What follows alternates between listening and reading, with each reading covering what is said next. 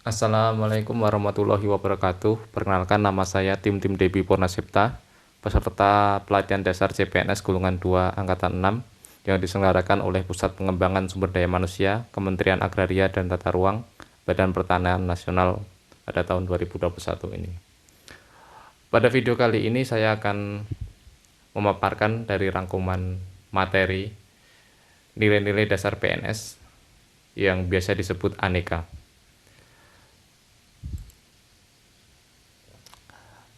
Aneka itu sendiri merupakan singkatan dari akuntabilitas, nasionalisme, etika publik, komitmen mutu, dan anti korupsi, yaitu 5 nilai pada nilai-nilai dasar PNS. Yang pertama, nilai akuntabilitas. Pada pembahasan kali ini ada 4 topik untuk pembahasan akuntabilitas. Yang pertama, konsep akuntabilitas. Yang kedua, mekanisme akuntabilitas. Yang ketiga, akuntabilitas dalam konteks. Yang keempat, menjadi PNS yang akuntabel. Pertama, konsep akuntabilitas. Akuntabilitas itu sendiri adalah kewajiban dari individu-individu penguasa yang dipercayakan untuk mengelola sumber-sumber daya publik dan yang bersangkutan dengannya untuk dapat menjawab hal-hal yang menyangkut pertanggungjawaban fiskal, manajerial, dan program. Akuntabilitas merujuk pada kewajiban setiap individu, kelompok, atau institusi untuk memenuhi tanggung jawab yang menjadi amanahnya, yaitu menjamin terwujudnya nilai-nilai publik. Nilai publik itu sendiri dalam penerapan akuntabilitas yaitu yang pertama, mampu mengambil pilihan yang tepat dan benar ketika terjadi konflik kepentingan antara kepentingan publik dengan kepentingan sektor, kelompok, dan pribadi. Selanjutnya, memiliki pemahaman dan kesadaran untuk menghindari dan mencegah keterlibatan PNS dalam politik praktis. Kemudian, memperlakukan warga secara sama dan adil dalam penyelenggaraan pemerintahan dan pelayanan publik. Kemudian yang terakhir, menunjukkan sikap dan perilaku yang konsisten dan dapat diandalkan sebagai penyelenggara pemerintahan. Aspek-aspek akuntabilitas itu sendiri ada 5, yaitu akuntabilitas adalah sebuah hubungan, yaitu hubungan dua pihak antara individu, kelompok, atau institusi dengan negara dan masyarakat. Kedua, berorientasi pada hasil, yaitu hasil yang diharapkan aparat pemerintah yang bertanggung jawab, adil, inovatif, dan hasilnya maksimal. Kemudian yang ketiga, membutuhkan laporan. Jadi akuntabilitas itu harus ada laporan kinerja. Kalau individu ada kontrak kerja, kalau institusi ada LAKIP.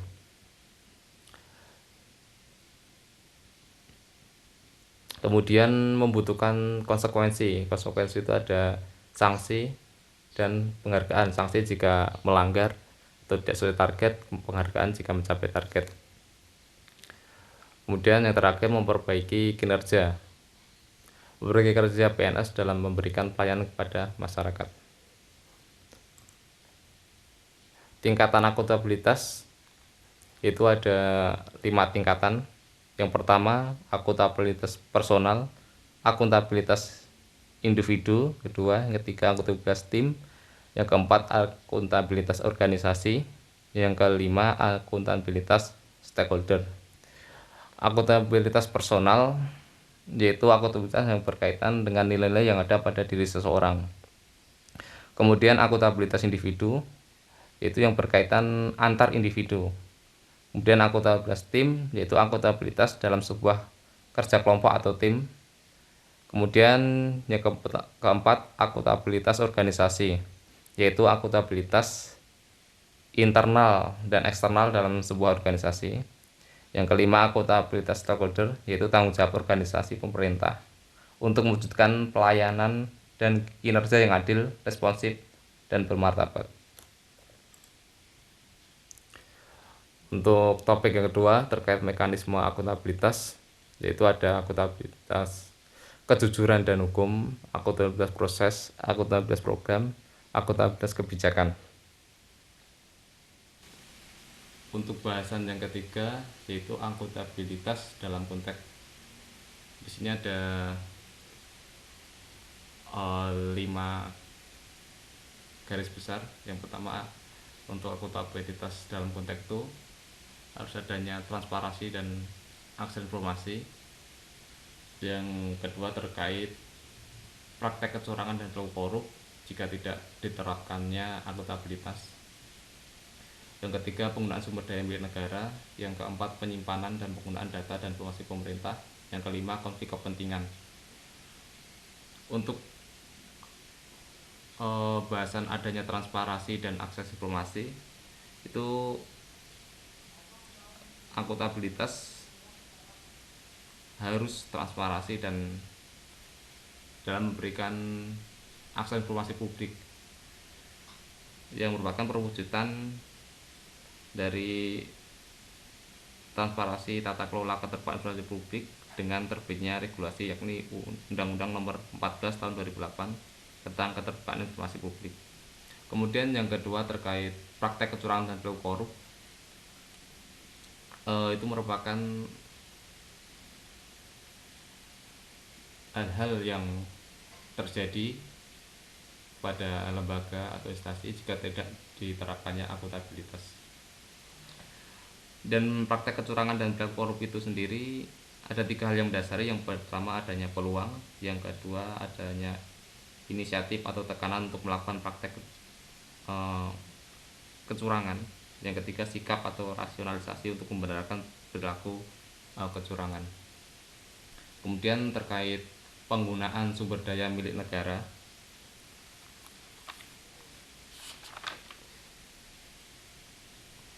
itu penggunaannya harus diatur sesuai dengan prosedur yang berlaku, dilakukan secara bertanggung jawab dan efisien, pemeliharaan fasilitas secara benar dan bertanggung jawab. Kemudian penyimpanan dan penggunaan data dan informasi pemerintah,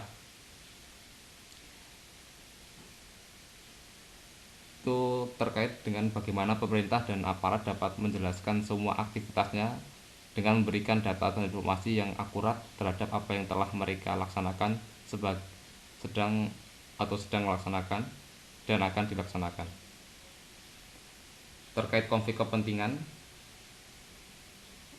yaitu situasi yang timbul di mana tugas publik kita sebagai PNS dan kepentingan pribadi yang bertentangan.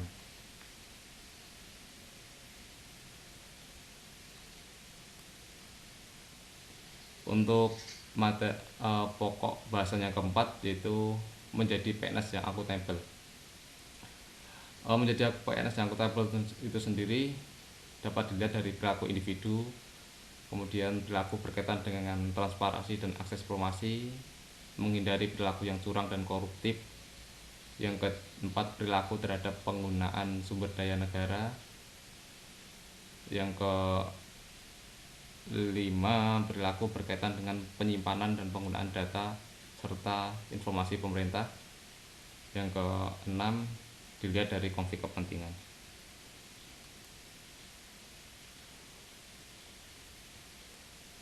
Untuk nilai-nilai dasar PNS yang kedua yaitu nasionalisme. Nasionalisme itu sendiri adalah suatu sikap politik dari masyarakat suatu bangsa yang mempunyai kesamaan kebudayaan dan wilayah serta kesamaan cita-cita dan tujuan. Dengan demikian masyarakat suatu bangsa tersebut merasakan adanya kesetiaan yang mendalam terhadap bangsa itu sendiri. Topik bahasan pada nilai nasionalisme itu ada 4. Yang pertama, nilai-nilai nasionalisme Pancasila bagi ASN. Yang kedua, fungsi dan peranan ASN bagi pelaksanaan kebijakan publik. Yang ketiga, fungsi dan peran ASN sebagai pelayan publik. Yang keempat, fungsi dan peran ASN sebagai perekat dan pemersatu bangsa.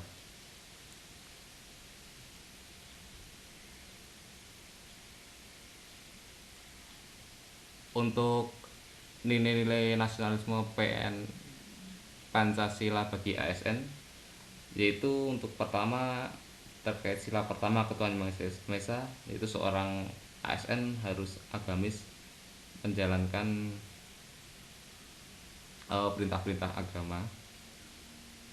Yang kedua, sila kedua, kemanusiaan yang adil dan beradab, yaitu harus seorang PNS harus memiliki sikap kesadaran diri, itu bangsa yang menghormati HAM.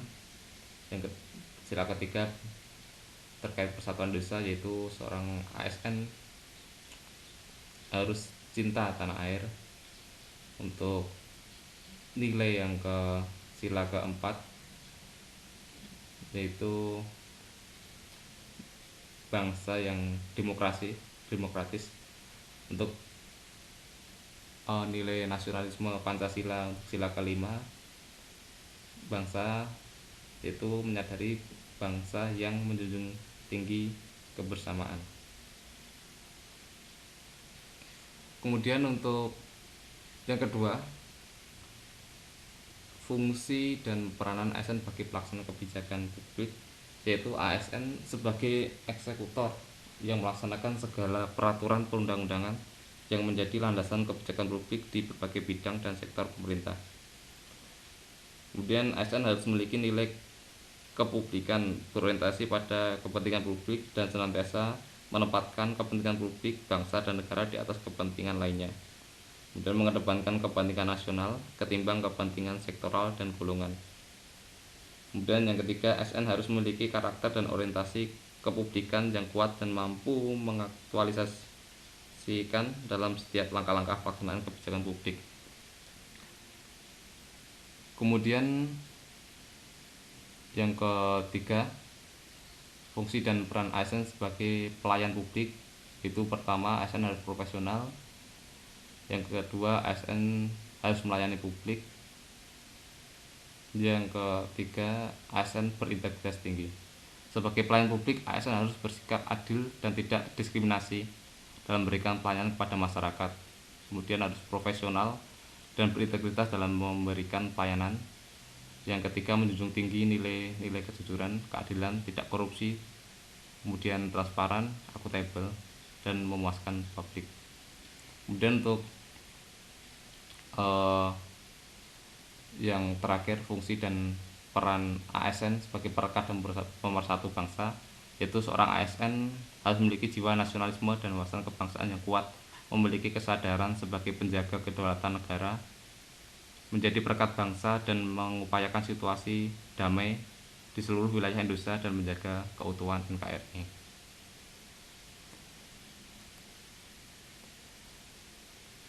Untuk nilai-nilai dasar PNS yang ketiga, yaitu etika publik. Pada nilai etika publik, di sini ada 3 topik yang saya paparkan. Yang pertama, definisi dari etika publik itu sendiri. Yang kedua, nilai dasar etika publik. Yang ketiga, dimensi etika publik. Definisi etika publik yaitu adalah refleksi tentang standar atau norma yang menentukan baik atau buruk, benar atau salah, perilaku, tindakan, dan keputusan untuk mengarahkan kebijakan publik dalam rangka menjalankan tanggung jawab pelayanan publik. Kemudian nilai-nilai dasar etika publik itu ada 15 nilai dasar etika publik berdasarkan Undang-Undang ASN Pasal 4. Yang pertama, memegang teguh ideologi Pancasila. Yang kedua, setia dan mempertahankan UUD Negara Republik Indonesia tahun 1945 serta pemerintahan yang sah.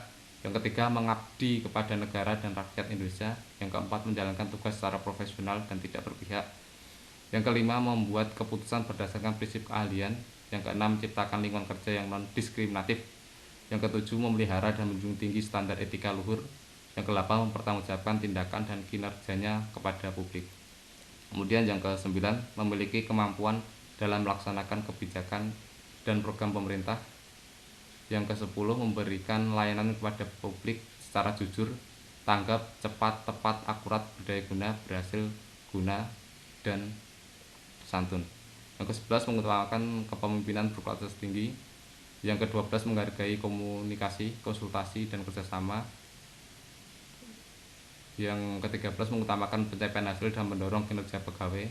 Yang ke-14, mendorong kesetaraan dalam pekerjaan dan meningkatkan efektivitas sistem pemerintahan yang demokratis sebagai perangkat sistem karir.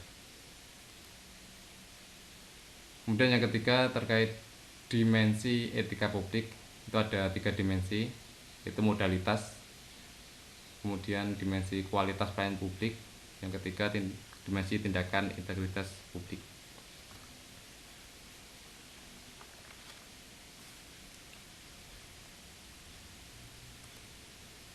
Untuk dimensi modalitas, yaitu unsur-unsur modalitas dalam etika publik, yakni akuntabilitas, transparansi, dan netralitas. Kemudian dimensi kualitas pelayanan publik, yaitu etika publik menekankan pada aspek nilai dan norma serta prinsip moral, sehingga etika publik membentuk integritas pelayanan publik. Moral dalam etika publik menuntut lebih dari kompetensi teknis, karena harus mampu mengidentifikasi masalah-masalah dan konsep etika yang khas dalam pelayanan publik. Kemudian yang ketiga, dimensi tindakan integritas publik. Integritas publik juga dimaksudkan dari pejabat publik yang sesuai nilai, standar, aturan moral yang diterima masyarakat. Integritas publik juga merupakan niat baik seorang pejabat publik yang didukung oleh institusi sosial seperti hukum, aturan, kebiasaan, dan sistem pengawasan. Untuk nilai dasar PNS yang keempat, yaitu komitmen mutu.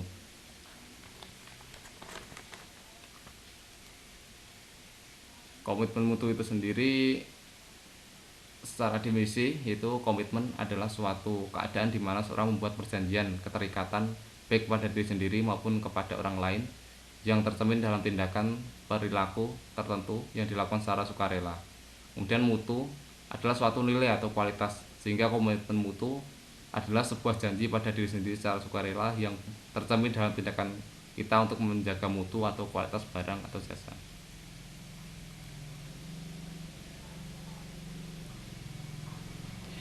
Indikator komitmen mutu itu ada 5. Yang pertama efektivitas, 2 efisiensi, yang ketiga inovasi, yang keempat mutu. Untuk indikator pertama efektivitas itu lebih fokus pada ketercapaian target. Untuk efisiensi itu fokus pada penghematan biaya, waktu, tenaga, dan pikiran dalam menyelesaikan kegiatan. Kemudian untuk inovasi, suatu perubahan perilaku atau ide, praktik atau yang dianggap baru di suatu individu. Kemudian yang terakhir mutu, yaitu mengacu pada kepuasan pelanggan. Mutu itu sendiri ada 3. Yang pertama, mutu terkait alat pembeda berbanding dengan produk atau jenis lainnya. Yang kedua, mutu terkait nilai keunggulan produk atau jasa yang diberikan kepada pelanggan sesuai dengan kebutuhan dan keinginannya. Kemudian yang ketiga, mutu merupakan salah satu standar yang menjadi dasar untuk mengukur capaian hasil kerja.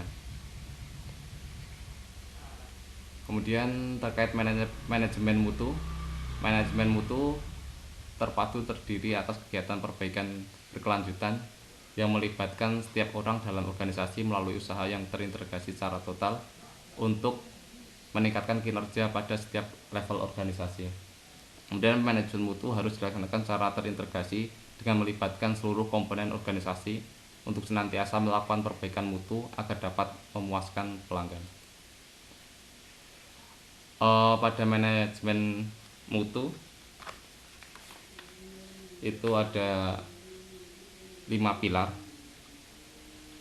yaitu untuk yang di tengah ada organisasi, ada pemimpin, komitmen, proses, produk. Kelima pilar ini memiliki keterkaitan dan ketergantungan yang tinggi. Organisasi merupakan pilar tengah yang membuat kerangka kerja berorientasi pada mutu. Produk yang bermutu itu dihasilkan dari proses yang bermutu. Komitmen tinggi dari seluruh komponen organisasi dan dipimpin oleh pemimpin yang kuat dan kredibel.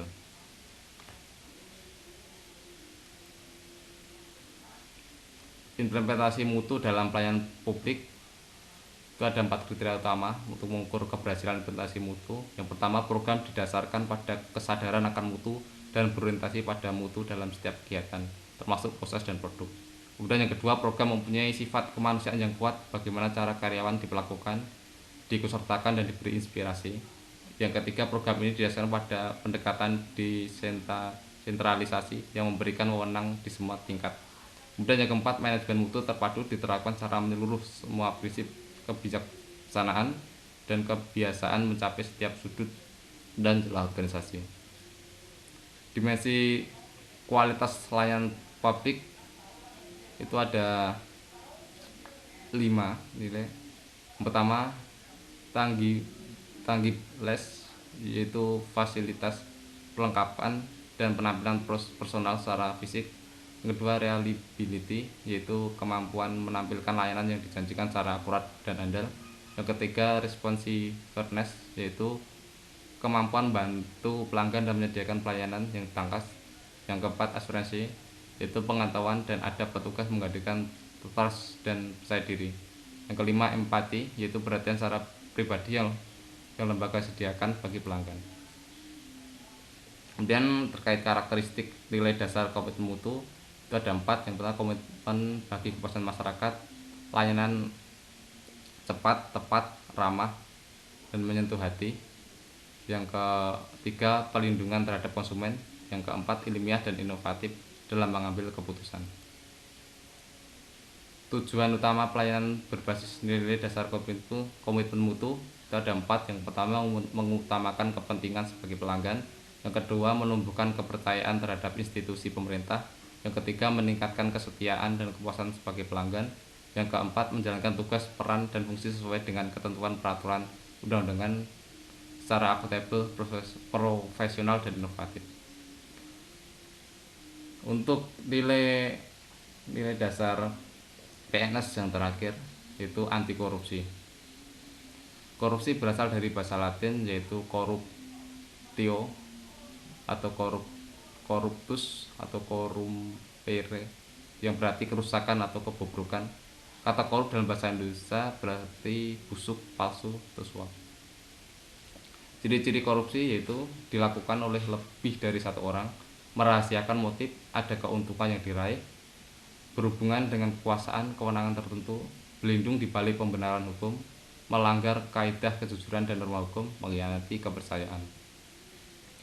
Penyebab korupsi yaitu ada penegakan hukum tidak konsisten, penyalahgunaan kekuasaan atau kewenangan, langkanya lingkungan yang anti korup, rendahnya pendapatan penyelenggara negara, kemiskinan, keserakahan, pemberian imbalan jasa, gagalnya pendidikan agama dan etika.